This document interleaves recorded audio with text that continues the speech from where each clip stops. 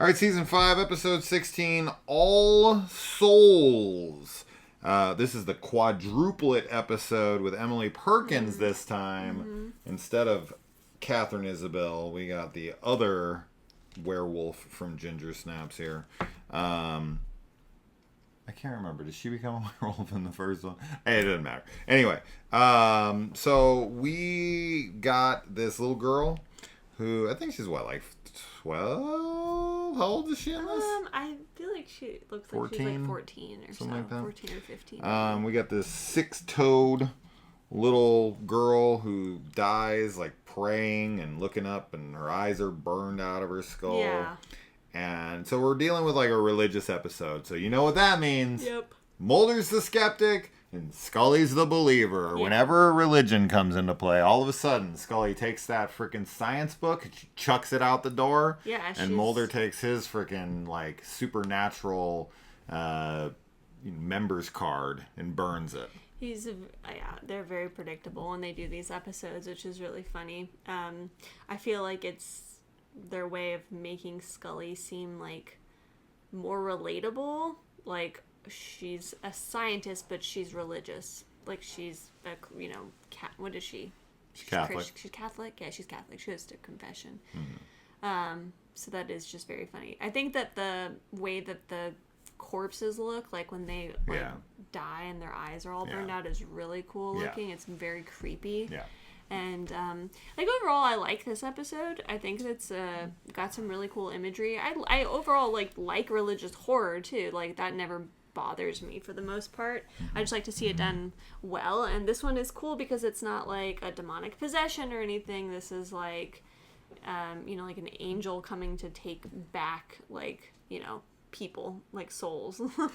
Well, it's trying to protect the souls from being taken by the devil. Yeah. All right, so the devil is out looking for one of the souls, and if he gets them, then he's going to use them for nefarious means. Yeah. So we got a seraph. A seraphim? I think it's just a seraph, and he gives birth to 4 Nephilim. I think it's Nephilim. Mm-hmm. And Nephilim. Oh yeah, it's Nephilim. I think it's Nephilim.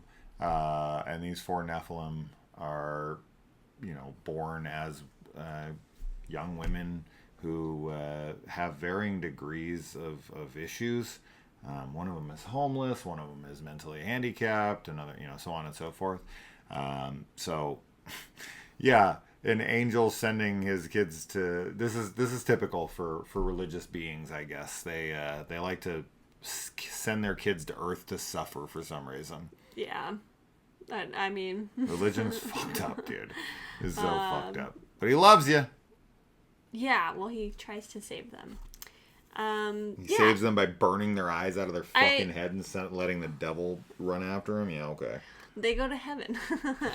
I like that. Why not just create them to go to heaven? Why do they have to fucking suffer on Earth? I do like that this has like the twist where you think that the preacher, because he's not a Catholic priest. They're like, the preacher is the seraphim or the seraph, whereas the police officer, or not the police officer, the social worker is the devil. So that's cool because you are very much like this guy, like the priest or the preacher is like really creepy, and he's got like his own version, like he's combined a bunch of different like non-canon books from the Bible, basically. Right. And so you're like, oh, he's like the religious, like zealot, crazy man. And no, which is like, you probably should take that book like he's an actual angel. Like maybe there's like truth in what he's, compiled or whatever. Mm-hmm. But yeah, I like that. I think that's a good twist. Yeah. Because, I mean, we've talked about this before, like when we watched, I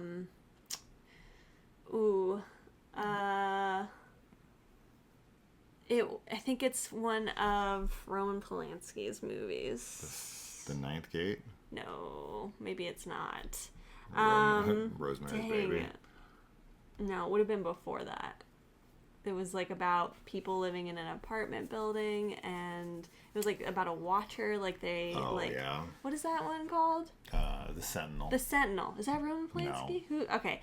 Anyway, my point was when we watched that, I don't want to give spoilers even though it's like an old movie.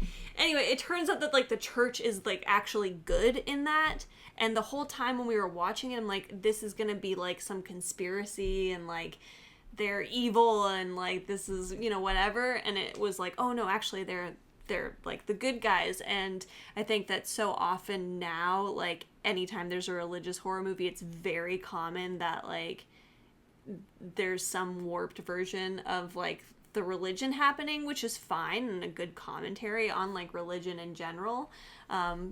Maybe outside of like a lot of exorcism films, which are very much like the priest is there to help you, like he's the good guy, he's trying to fight or whatever. But anyway, I just think that this is kind of fun to see because so often I anticipate that the church will be bad because they kind of are bad in real life in a lot of ways.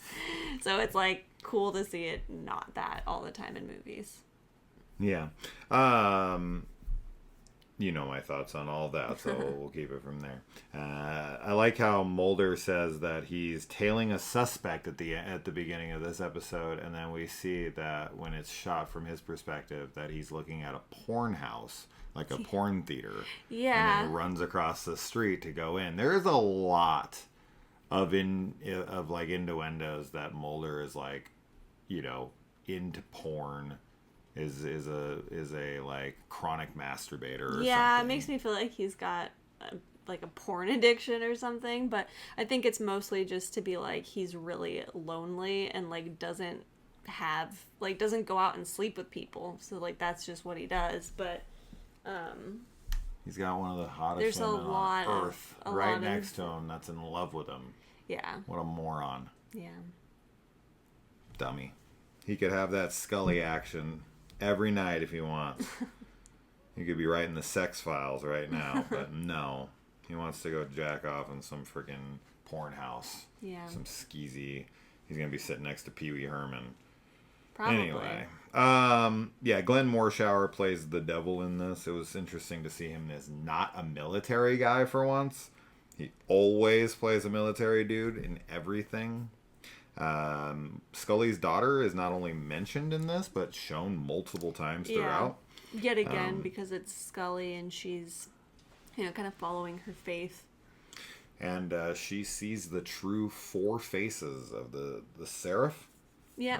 Which was an interesting scene. Definitely a visually interesting looking creature. Yeah. For the show. It's definitely like, I feel like when Scully has like religious epiphanies or like experiences, I really feel like she just like separates them entirely from everything with the X-Files, like because she's very clearly a believer. Mm-hmm. And like believes in like something happening after death, has experienced like all those things, but like she just remains, I mean we've talked about it before, like she almost like because she's a believer, she like tries to convince herself that it's not real for all the other stuff. And I think maybe part of that is because, like, when they see, like, really horrible things, like, maybe some part of her is, like, what kind of God would let this happen type of thing? Because she's like, I do believe in God and think that he's real. So, yeah. Yeah. Yeah, I don't know. I don't know how all that would work out because, obviously, like, if you could just push it off onto maybe, like, Devil's Creations... Right, because like a lot of these monster of the week type of things, that would feel like devilish creations. Yeah. So she could link it to religion and blame it on the devil, like most religious people do. Like if anything's bad, it's the devil. If anything's good, it's God. Right. That's kind of their get out of jail free card, explaining things away. So you would think maybe she'd go down that road. Yeah. But ultimately, I don't know. And. I mean, Scully is a true believer because she lets a little girl die. She straight up lets go of her and lets her get killed so that she can go to heaven. So Scully lets a child be murdered because God wants it to happen. I mean, she's like trying to hold on to her hand. She lets her go. Because she lets her go is because she sees her daughter being like, let me go, which does feel kind of like manipulation. Yeah. Like, I don't know. I feel like that's, yeah. I mean, I think it is supposed to be like, this is the right thing to do. Like, but the devil could have showed her that. Guidance kind of a thing. Yeah, but it could have definitely been a trick. So, yeah. I don't know. I would save the kid.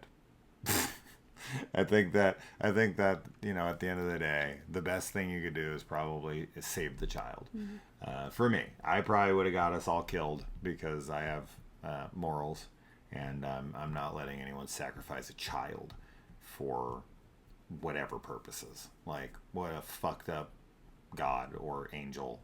Like, I'm gonna put 4 kids on the earth to murder them later. Like, what? Yeah. What are we talking about? This is so dumb. But yeah, Scully fully embraces her religious beliefs and kills a child. Yep. There you go. That's that.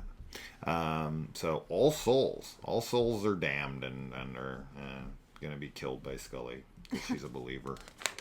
Yeah. All right. Anything more? No, that is all. All right.